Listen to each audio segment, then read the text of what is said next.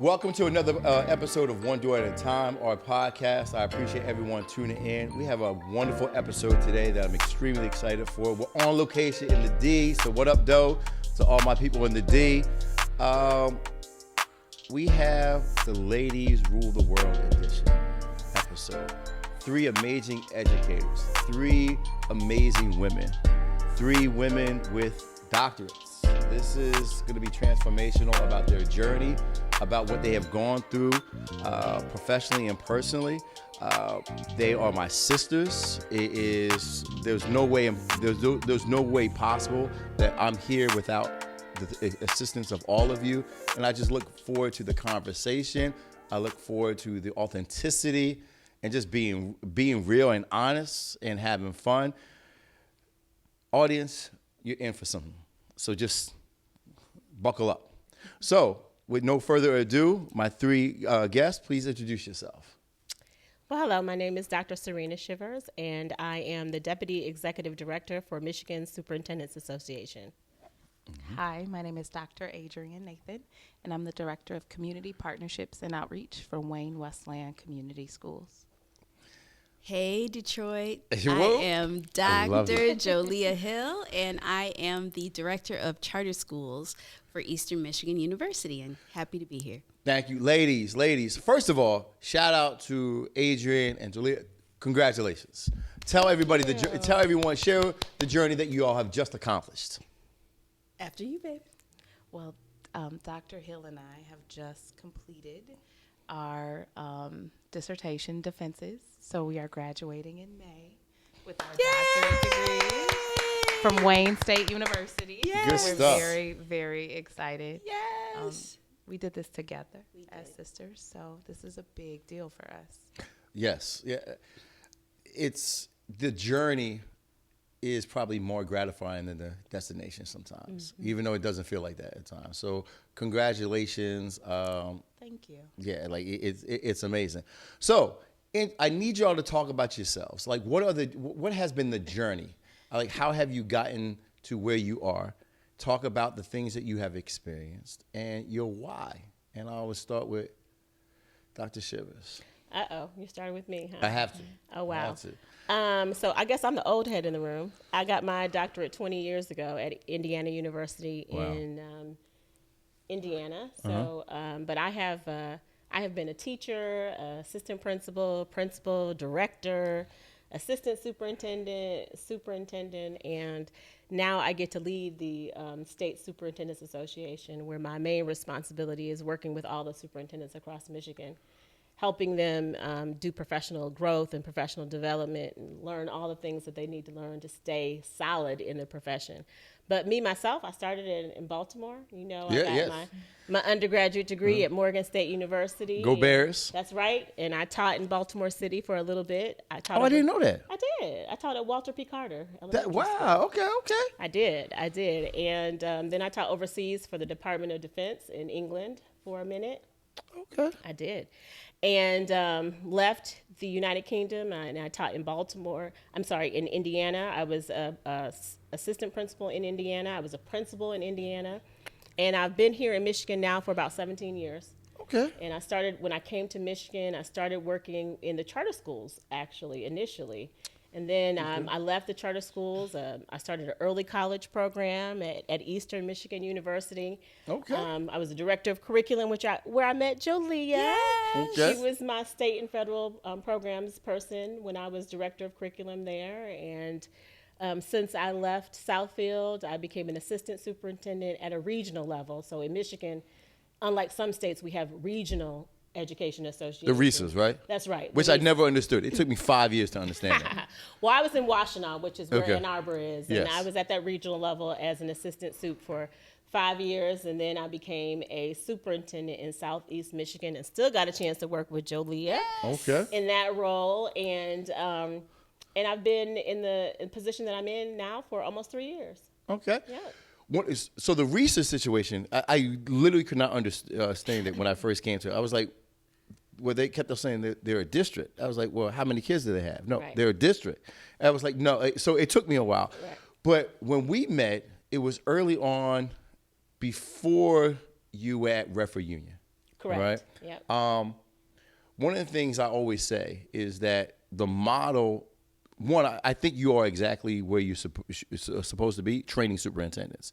Because hands down, you're one of the best superintendents I've ever worked with. Yes. Like no cap, as they say, right? Thank you. Your thoughtfulness, your intentionality. And I remember when I approached you when you were in Reverend Union, and you said, yeah, we could benefit from you, but not yet. Right. Not yet. Let me get the district ready so that we can benefit from the support that you give. And it's that intentionality that I always say every superintendent should have it. It should be where, yeah, it sounds good, but we're not there yet. Right. So that it's mutually beneficial. So, I appreciate it. So, Miss Hill, Dr. Hill. Dr. Hill. Yes, Dr. Hill. Get it right. What's your journey? So I have been in education for 25 plus years. Yeah. And the majority of that time was in pre-K 12. Then I had about a 3 or 4 year stint at the university level. Okay. And then I went to what you all are talking about with the ISD, Intermediate School District, at the county level. Okay. And spent some time there. And that's when you and I met. Yes. You and I met. As you went through this progression, like what made you, because and I say this frequently, as a black company, as a minority company, it's just very hard to work with districts. It's very hard to get certain opportunities, certain chances, even to prove yourself. But really early on, quickly, you allowed us to do that. Like the why? What were you, what's your thinking behind that? So when you and I met, David, it was when we were in the middle of COVID. Yes. And our communities of color were really dealing with just how to survive during a pandemic, how to ensure that kids were still getting an education, how to ensure that kids were safe and healthy, and families were doing what they needed to do to make sure kids had all that they needed to excel. Mm-hmm. And so I think about, you came into our life or my life at the county level, and I knew we needed somebody to help us make sure that our kids were still being a part of the educational process, but also recognizing that there's so many things in communities of color that were stopping us from being successful and healthy and safe. And you said, Jolia, hey, let me help you. Right. Mm-hmm.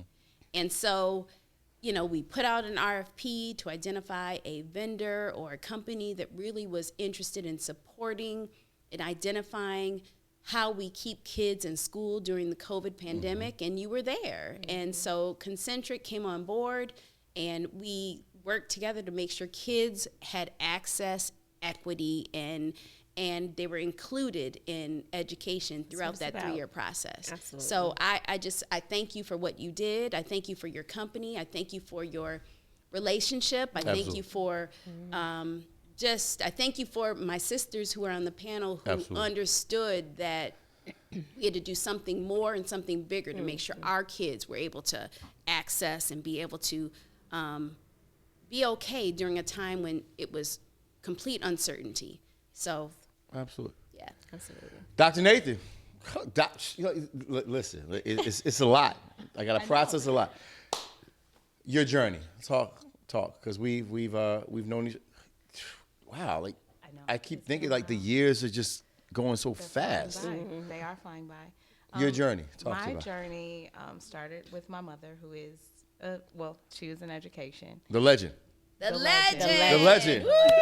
The legend. Let's give it up for the legend. Dr. Sue Parnell is the legend. Is a legend. And I also have to say, while we're sitting here in this beautiful Foundation Hotel, that the legend also has a husband who is my dad, who is a fire chief. So oh wow, yeah. Wow. Oh wow. Yeah. So the synergy. I came from legends. Okay. And the legends believed in education, and that was my path. I always knew I wanted to be a teacher. Really? I did. When I went to the University of Michigan, I graduated in 4 years because I was determined. I wanted to be a teacher. I knew that I wanted to be in education because of the impact that it has on people's lives and on students' lives. So I taught middle and high school for 10 years in Romulus. Oh, And wow, from okay. Romulus, I went to the ISD, Wayne Risa. where I met Shout out to Jolia. Risa. Thank you for giving me the That's where opportunity. we fell That's in right. love. That's where I met That my Wayne Risa sister. love. That's where I met Dr. Hill. And from there, I went to Westwood Yes. as the director of curriculum, where I met you. Yes. And now I'm in Wayne Westland working in the community, which is something I didn't expect, but I absolutely love it. So that's where I am. So let me ask you this: as Black women, what has your experience been through the journey and just being a woman first, or an African American woman? Like, what has that journey been like? And anybody, what has it been like? Careful. If I could use a word Okay. to describe it, it's been an honor. Number one, I think a positive part about Black women in education is that that we're a foundation, that it's a respected space, but it also, you can't talk about that respect without understanding how important it is to be careful about how you represent your community, how you represent your family and your purpose. And it's been an honor to live out the purpose. But careful is something that I think that my sisters here on the panel understand about how you look, how you speak, how you how you believe, how you act, the initiatives you put forward, the timing of the initiatives that you put forward. Careful is something that education and our students deserve, and I don't think anybody else gets it quite as well as a Black woman. You know, before we even formed a relationship, and I told you about my encounter with your mother. Your mother was at Westwood when I met her, and I'm just emailing her. And at some point, she didn't respond to emails. She called me, Right. and she said, "What makes you think you can just email a superintendent?" Right. That sounds like her. Sounds like Dr. Smith. That sounds like her. And she said it was very presumptuous on your part and very bold. Right. But don't you think you should have gone through some protocol first? Right. And I was like, but even then, that first initial encounter, she was teaching me. Yeah. So what has your experience been? I think one of the things we probably also share is we stand on the shoulders of very strong women. Yes. My mom was an Yes. educator also for 40 plus years. Oh, wow. And when she left Saginaw, Michigan, they actually named a day in May after my mother because of the impact that she had on students. And she's 83, and she still has students calling her. She still has students reaching out to her, telling her about how she changed their lives, their trajectory. And so I think we hold that in common. We either in our own raising were raised by strong women that were in education that left a footprint on this profession. And I also think that we recognize that not only do we stand on the shoulders of strong women, but we have an obligation to pour back into other young women in particular, but also just into people of color in more, generally speaking.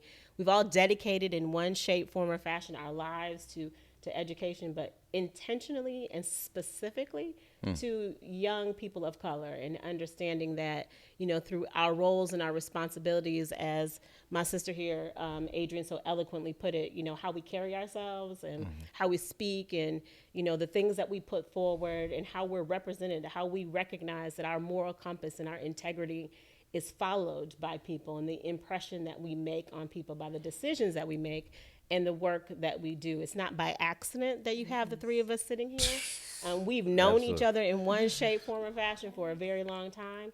And I think that our collective experiences kind of speak to the importance of the work that we do. Wow. Jolia? Wow. Well, I think about, I was on a leadership panel a couple of days ago and with women of color to speak to women of color about how you prepare yourself to be a leader. And, leadership it really is, it's a blessing, but it's also a judgment call.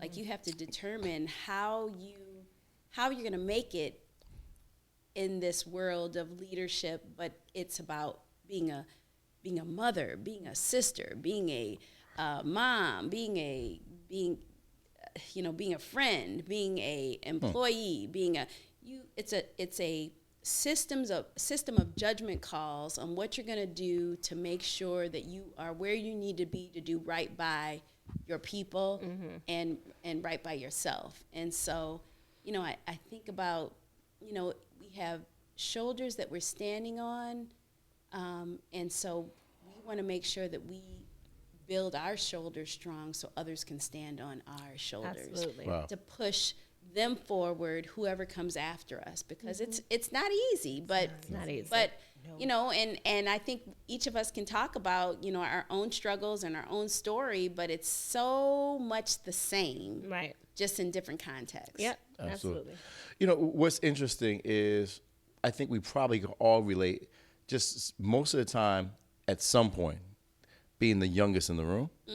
And then you blink and you're not the youngest in the Not room. in the at all. And you're like, damn. Right. What happened? Yeah, what the hell happened? Right. Yes. And then I think I'm still the youngest in the You room, though. Yeah, right, yeah. I'm the oldest. Hold on. Wait a minute. I'm the oldest. No. I'm okay. I'm an old head. I'm okay with that. But you just start thinking like I was going through something a critical decision with the company recently, and I remember sitting at the table with my cabinet, and I'm saying, look, we're going through this challenge. What are we gonna do? And I'm looking at 6 pairs of eyes just looking back at me, and I said, damn. They're looking to you. They're looking to you. You got the You need answer. the answer. I think yes, right? So, as a previous superintendent, what was your aha moment as a superintendent? Was it what you thought it was going to be when you got the chair, or like what was going through your mind when you became the superintendent? That's a great question. I mean, I think that that you hear the saying that if you're the smartest person in the room, you're in the wrong room, and I think that's really a true statement. Either innately or either intentionally, I always surrounded myself with people that I thought could pour into me in some shape, form, or fashion. I And poured into you, sister. You sure did. Yep. And I poured into you too. Yes, you did. We got some stories. Yes, you did. Anyway, I was always intentional about recognizing that it was okay to have people that were in opposition to me in the room. In fact, I needed people that were in opposition to me in the room, because when people that are in opposition to you will share your space, they're going to always have you thinking deeply, more critically, and kind of pushing you. And whether or not we shared the same narrative, they made me think, right? So one of the things that I stepped into in the superintendency was that, like you said, everybody was expecting me to have all the answers.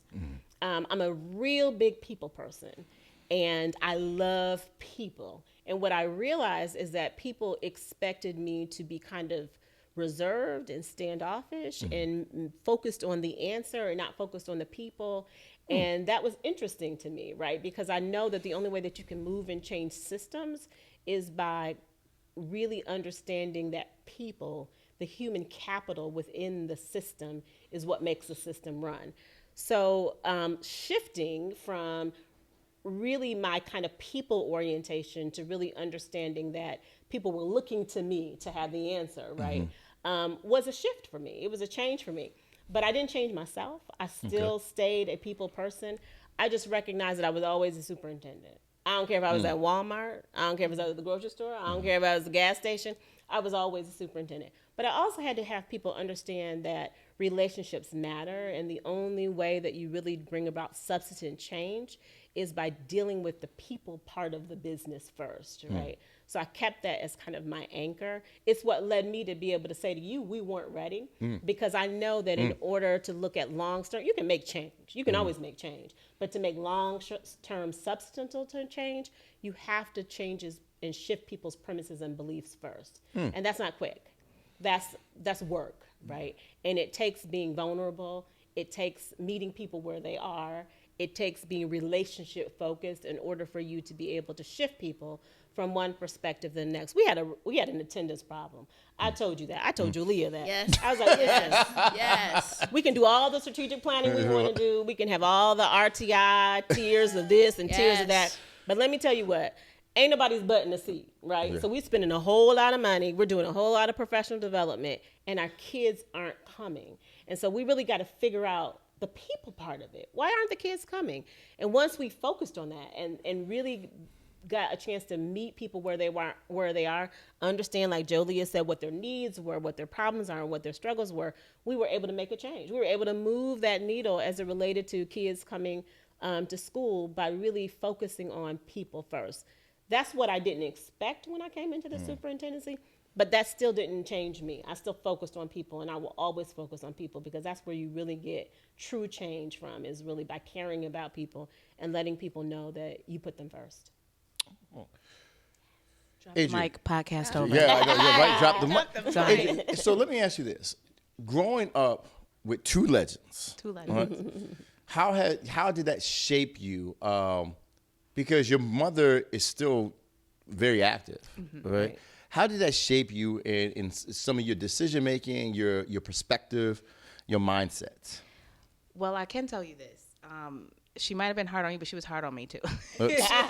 So I remember. Your mom, No, she. Yeah, when I got that phone call, I was like, "Damn." Oh, well, okay. But Maybe I should. Again, there's a sense of protection that I had to understand, being raised by, servant leaders who were in the community, who decided to serve their community to make it better. And so I had to make sure I even passed their test there were questions that, my mother would ask me, like, well, why do you want to be a teacher, and why do you want to do this? So She make you bring your lesson plan books? oh yeah. Well, I mean, I still think I can write a better lesson than her. Challenge. You can cut that out. But to answer your question, they didn't just say, oh, okay, you want to be a teacher, go for it. They knew that I had to possess a certain set of skills, acumen, and they knew that they also had to be there for me, because they weren't just going to give it up freely. They're not just going to say, hey, like, this is my community, this is my profession, I've given my life for this. You've had to sacrifice for this because, I'm working late and things like that. So they made sure that I had what I needed, but that I also was going to give back what they believed their professions deserved as leaders and as educators. Julia, as you Sir. when you transfer, Yes, sir, Dr. Heiber. I know, right? Yeah, student loans. Yes. You gotta take one class. One time for the Deferment. student loan. One time for the student loan. Forgiveness. Yeah, Yes. forgiveness. When you left RISA and you went to EMU, right? How do you see your role now fundamentally changing, or what do you see that you're focusing on now? She better start that answer with how she even got to RISA. Yeah. Oh, my yes. goodness. Yes. How did you Let get the to truth, RISA? Yeah, let the truth come out, Jolia. Yes. How did you get to RISA? It will set you free. Oh my goodness. So, I think about my whole journey. Like, I think about, people need to recognize that you are God's goodness. And He has a plan for you. I am a product of a mother who got pregnant in college and was not ready to be a mother. And so, and I am a product of a family who decided that they wanted to be parents. And so I was adopted by an incredible family. And I am a product of that goodness, but everybody doesn't get that same opportunity. And so I feel so blessed. And I think the undergirding of that makes me know that my purpose in life is to make sure that kids that may not have access and equity like I got because of who adopted me will have an amazing opportunity to do more and be more because of who I am and what I stand for. So, you know, Dr. Shivers talks about opportunity. So that's me as a young person, but then I'm at a county level position, learning about charter schools, learning about how to give kids who may need some supplemental support what they need to be successful. And so I had all that in my opportunity at Wayne Risa.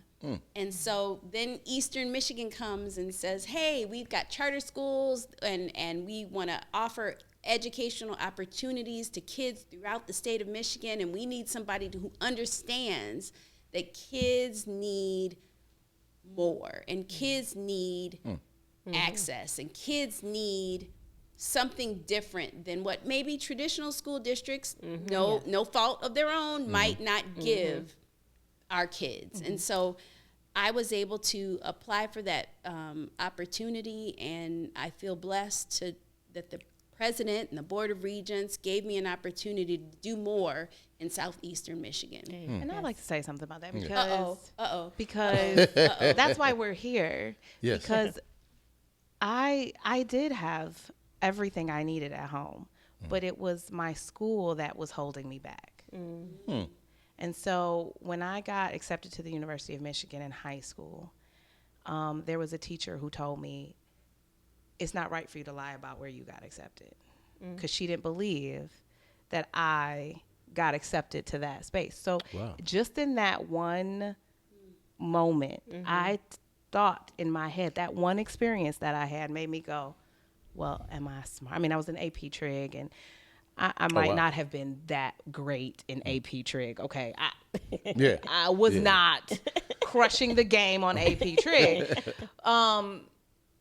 But despite meeting all of the expectations for my family, despite meeting all the expectations for the University of Michigan, I had a math teacher who told me, you're lying about where you got accepted. Wow. And that made me question myself. Like, despite having all, like, okay, well, maybe, like, this is my teacher.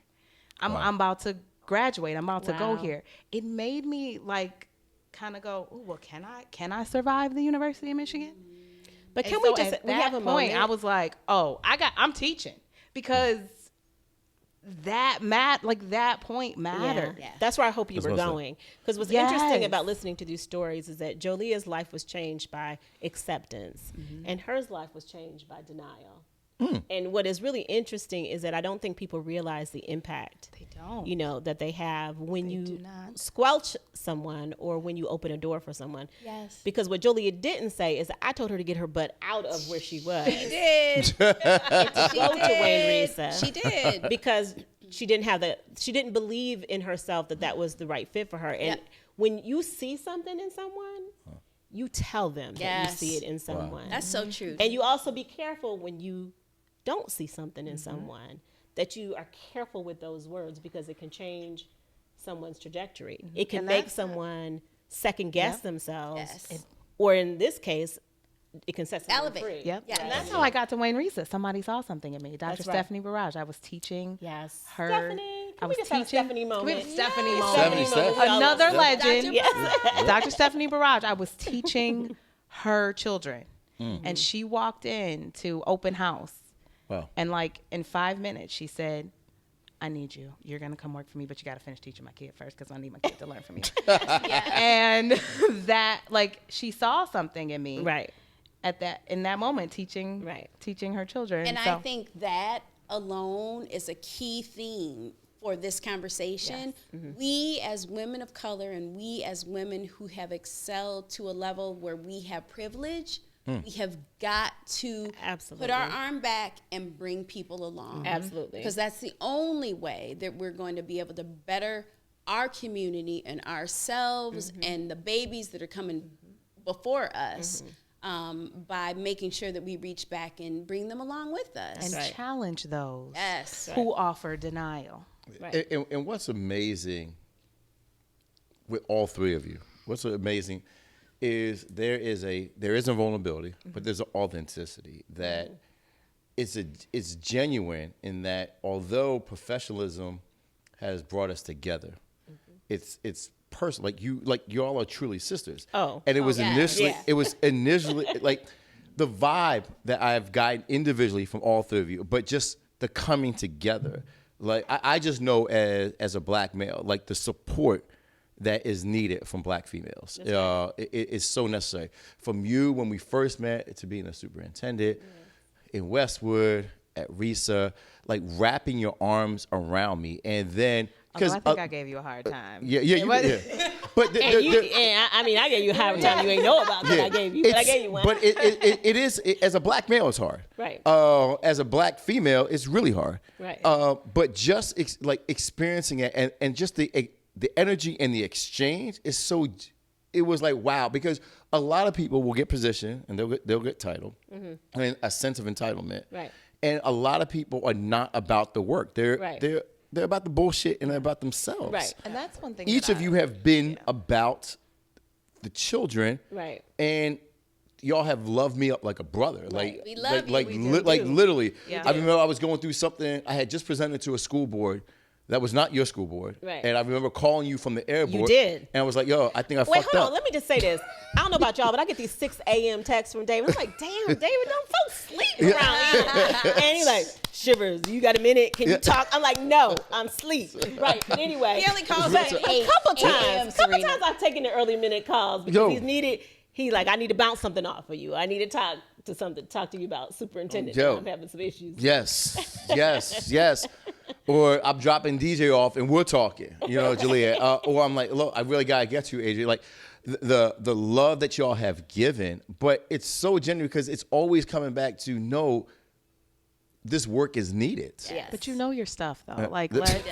let's be real here. Like do. because We do. when I first met you, I was very skeptical about. So, and we get a lot. We get a lot Right. of. Right. I was very skeptical about you, but we get a lot of people coming at us All the time. Oh my God. about things, and most people can't, answer the questions that you were able to answer or be able to offer like the real about why you're doing what you're doing, and understanding how important it is to go to someone's home and not judge them and not make it worse, because Right. we had experiences with that. Right. Yes. So we have to commend you too. That's right. Because Yes. even though we may have given you a hard time, you stood up past it beyond what anybody else was able to do. For me in my space at the time. Hey, I can say that at a county level during COVID, I knew that there were babies that just weren't going to school. There were babies and families who just didn't understand that leaving out the door meant moving forward. There were families that were scared, transmission rates were high. And you and I came together and we talked about, like, we got to find, okay, so here we are, and we're in year 2 of a pandemic. And you came forth with your proposal to say, hey, I'm with you, Wayne Risa. I'm going to help you find these families and kids who just are scared to come out and scared to go back into school. And, I remember, David, when you had that incident where, there were kids who were at home and On Easter. Easter. I remember it. On Remember Easter, that? yes. Yeah.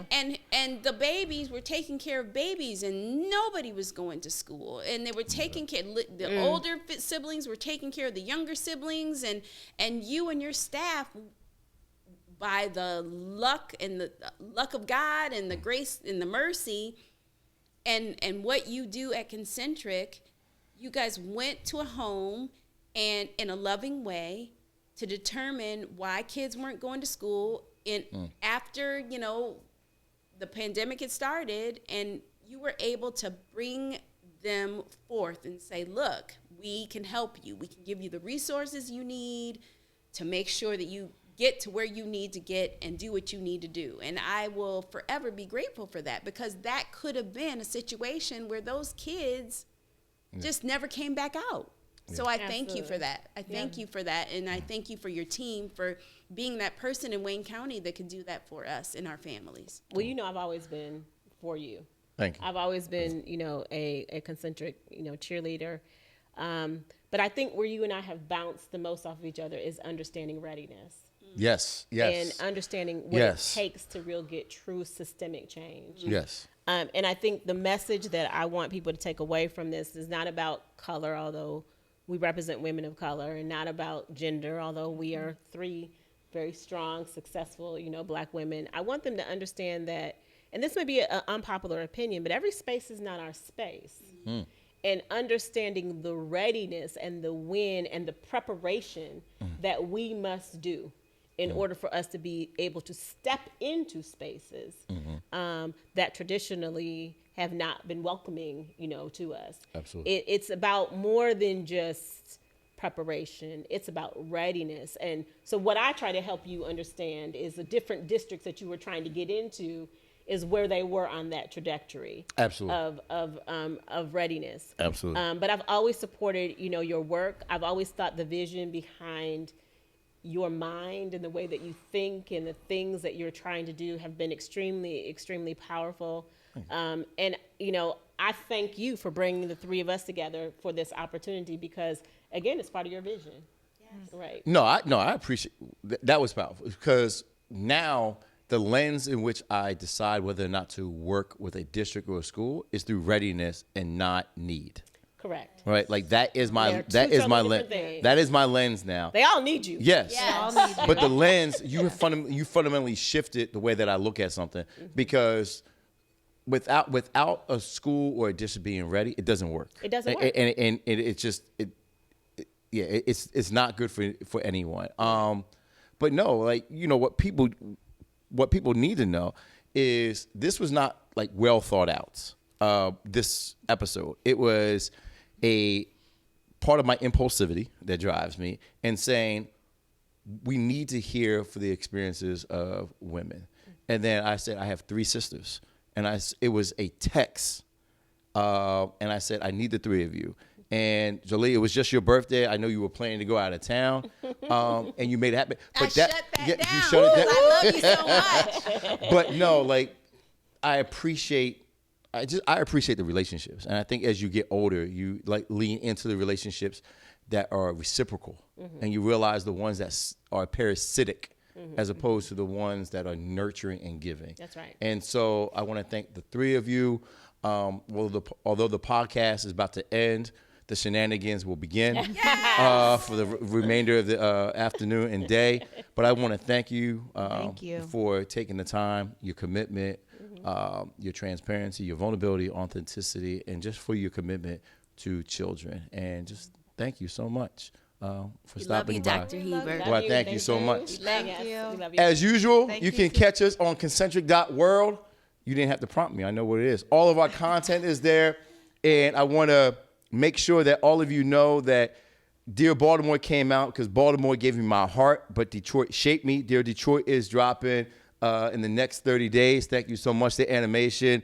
There's a relationship I have with Detroit that my biological mother was actually born here in 1959. And what's interesting is on my first visit to Detroit in 2010, I got the phone call that my mother had died. Oh, wow. Right. So it's I have this relationship and this connection with Detroit. But ladies, thank you so much. Thank you. Tune in to the next episode. See you soon.